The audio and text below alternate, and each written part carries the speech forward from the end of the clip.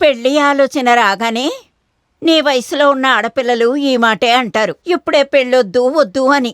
అంతెందుకు, మీ నాన్నగారు నన్ను చూడ్డానికొచ్చినప్పుడు నేను ఈ మాటే అన్నాను. ఆ తర్వాత ఇంకేముంది, నేను కాదన్నా మరుసటి వారమే మీ నాన్న మెళ్ళో తాళి కట్టారు. ఇదేనే జీవితం. ఇంకొద్ది రోజులు నేను మీతోనే ఉంటానమ్మా. పెళ్లి కొడుకు ఇంజనీర్ అంటే అది మామూలు విషయమా? అంత పెద్ద కుటుంబంలోనే అబ్బాయని అయ్యప్ప చెప్పాడే. ఇదంతా నీ అదృష్టం తల్లి. ఇంజనీర్ అయితే ఏం పెద్ద కొమ్ములున్నాయా? ఈ ఆటలన్నీ ఆపేసి ఒక చక్కని కుటుంబ స్త్రీలా ఉండు. మీలాగాని చెప్పొచ్చు కదా. హా, పెళ్ళయ్యాక చూస్తాను ఈ మాటలు మాట్లాడతావా అని. మెళ్ళో తాళిపడ్డాక మాటలన్నీ గట్టెక్కిపోతాయి. నానొస్తున్నారు. అబ్బా ఎంత ఎండ కాస్తుంది, కాస్త నీళ్ళు తీసుకోరా. అలాగే. అది నేను ఇంటికెళ్ళి బట్టలవి మార్చుకొని వస్తానండి. మంచి చొక్కా మంచి అమ్మని చూడబోతున్నావా ఏంటి? అది మన ఇంట్లో ఉన్న పనులని చూడాలి. సరే, ఆ పక్కన గడ్డి పప్పు తీసుకెళ్లి గుడిసెలో వేయాలి. గేదెలన్నింటినీ స్నానం చేయించాలి. తర్వాత ప్రభాకరం కొట్టుకెళ్ళి మంచి మాంసం చూసి తీసుకురా. ఏడు చేపలు దొరికితే కొనుక్కొని తీసుకురా. సరే. ఆ పడవ నడిపేవాడితో చెప్పున్నాను. వెళ్ళు. అలాగే. సాయంత్రం లోపల వచ్చేయి. అక్కడ పోయి నోటు కొంచెం మాట్లాడద్దు.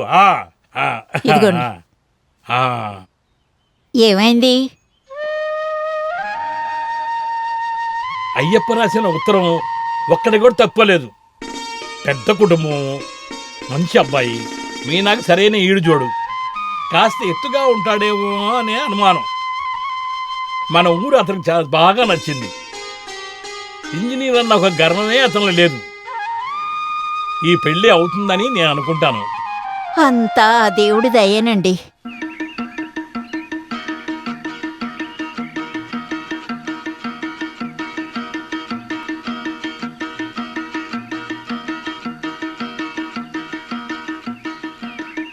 పోస్ట్ పోస్ట్ పోస్ట్ ఎక్కడ? ఏంటది? పోస్ట్ ని పిలిచారు కదా. నీకే పోస్ట్ రాలేదు, కానీ నువ్వు ఒంటరిగా ఉంటానని ఎదురు చూడలేదు. తెలిస్తే నేనే ఒకటి రాసి తీసుకొచ్చేవాడిని. ఈ కాలం వయసు అమ్మాయిలు ఒకటి మార్కెట్కి వెళ్తారు, లేదంటే టైపింగ్ నేర్చుకోవటానికి వెళ్తారు. ఇలాంటి సమయంలోనే దానిలో కలిసి మాట్లాడొచ్చు. మనసుకు ప్రశాంతంగా ఒక 4 మాటలు నీ నోట్లో నుంచి వినాలని నా మనసు కోరుకుంటుంది. నీకేం తెలుసు? ఆ దొంగ ఉన్నాడే మీ నాన్న, వాడి వల్లే ఇక్కడికి నేను రాలేకపోతున్నాను. వయసులో పెద్దవారిని అన్న మామ బావ అని పిలుస్తాం కదా. లేదు అలాగని నువ్వేమి నన్ను పిలవలేదు. సరే సరే, నేనేం పిలవలేదు. నేను లెటర్ ఏది? లెటర్స్ చాలానే ఉన్నాయి, కానీ మీకేం రాలేదు. ఒకటి చేద్దాం, రేపేదన్నా వస్తే రేపు తీసుకొచ్చిస్తాను. అలా చేయకు. ఏయ్, ఈ పాండ్యన్ గురించి నీకు సరిగ్గా తెలియదు అనుకుంటాను. నువ్వెందుకు ఇటుపక్క తిరిగి వస్తున్నావో నాకు తెలుసురా. ఇలా చూడు, నేను ప్రాణంతో ఉన్నంత వరకు కమల్ హాసన్ నువ్వు అనుకున్నదే జరగనివ్వకుండా చేస్తాను. మా నాన్న నీకు ద్రోహం చేశారని నేనేం చేయగలను మీకు?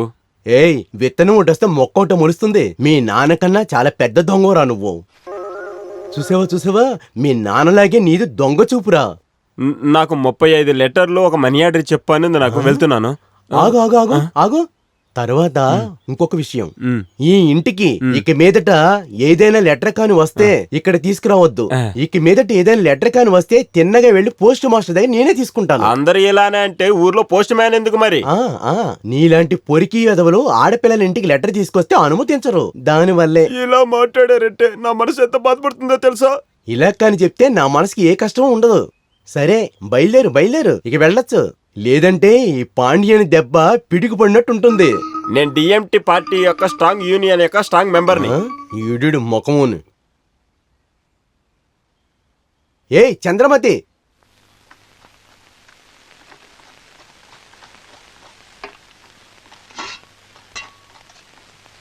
ఏం చేయకుండా అలా చూస్తూ కూర్చోవే. అత్తగారింటికి వెళ్ళాక మీ అత్తయ్య అడుగుతారులే. మీరు తన్ని తిడుతూనే ఉండకండి. మీనా చాలా రుచిగా వండుతుంది కదా, కానీ తెలియనట్లు చెప్తుంది. అయ్యో, కొబ్బరి కింద పడుతుందిరా.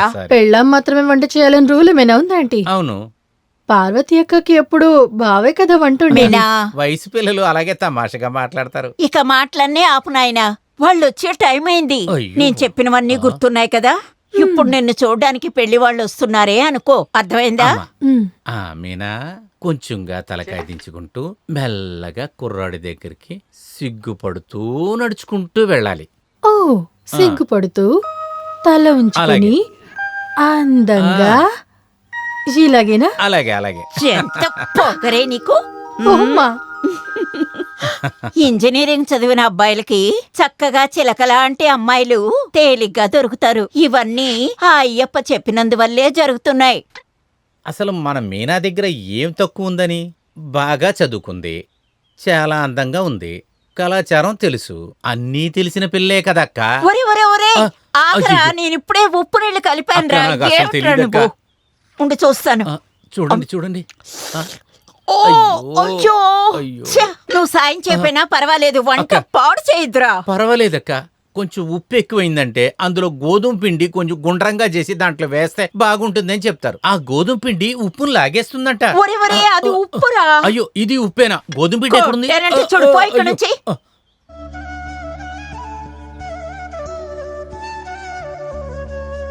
రండి రండి రండి. మీరు ఈయన పిలిచింది మర్చిపోయారనుకున్నానండి. మేము మీకోసం వెయిట్ చేస్తున్నాం. ఇల్లులాగుంది, బాగా సౌకర్యంగా ఉందా? అలాంటిదేం లేదు. అటువంటిది ఏదైనా ఉన్నా ఆయన నోరు తెరిచి నిన్ను చెప్పడే అడగలేదురా. చెప్పడు. లోపలికి రండి. ఇక్కడ కూర్చోండి. ఇదంతా కలిపి 1 ఎకరం ఉంటుంది. కొబ్బరి తోట, పనస తోట అన్నీ ఉన్నాయి. అన్ని చెట్లు బాగా కాస్తాయి. కొబ్బరికాయకి ఇప్పుడు చాలా డిమాండ్ కదా. అది కాకుండా మామిడికాయలు వేరే. ఈ ఊర్లోనే ఈయన చాలా పెద్ద- అవరా. ఆ, అదంతా ఏం కాదు, జీవించడానికి అన్నీ దొరుకుతాయి ఇక్కడ. ఈ ఇల్లు మన మీనా పేర్లోనే ఉంది. నా ఇల్లు నా పార్వతి గారి పేరు మీద. నమస్తే ఈమె బాబు. నా భార్య. నమస్కారం. ఏమండి వంట అయిపోయింది. ఆ, అలాగైతే మనం భోజనం చేసుకొని మిగతా విషయాలు మాట్లాడుకుందాం. రండి బాబు. ఊరిక రప్పించారు. రండి బాబు, ఇలా కూర్చోండి. ఒరే అన్నం ప్లేట్ తీసుకో తీసుకో.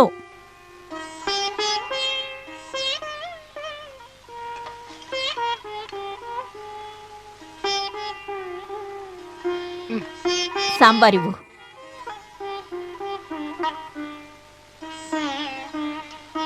మీనా ఇక్కడ? మీనా,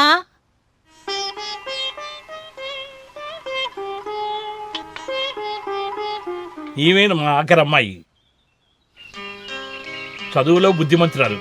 ఈ సంవత్సరం ఫస్ట్ క్లాస్లో పాస్ అవుతుంది అనుకుంటాను. వేపుడు ఎలా ఉంది? చాలా బాగుంది. మీనా చేసింది బాబు. సాంబారు, వేపుడు, ఈ వంటలన్నీ అదే చేసింది. తనకి ఎవరు హెల్ప్ చేయాలి, అన్నీ తనే చేసింది. అవును, రుచికరంగా ఉంది. ఇది బాగాలేదు అది బాగోలేని సార్ ఎప్పుడు చెప్పడు. అమ్మాయి పాయసం తీసుకురా. అబ్బే చాలు. అరే సిగ్గుపడకుండా తినండి సార్. మీరు తినే తిండి లాంటి 4 తినే తిండి తింటాను నేను. అయినా ఏది నా ఒంటికి ఎలా పట్టట్లేదు. పడుతుంది? ఒంట్లో పట్టంటే మనసు బాగుండాలి. నేను కూడా అదే చెప్పాలను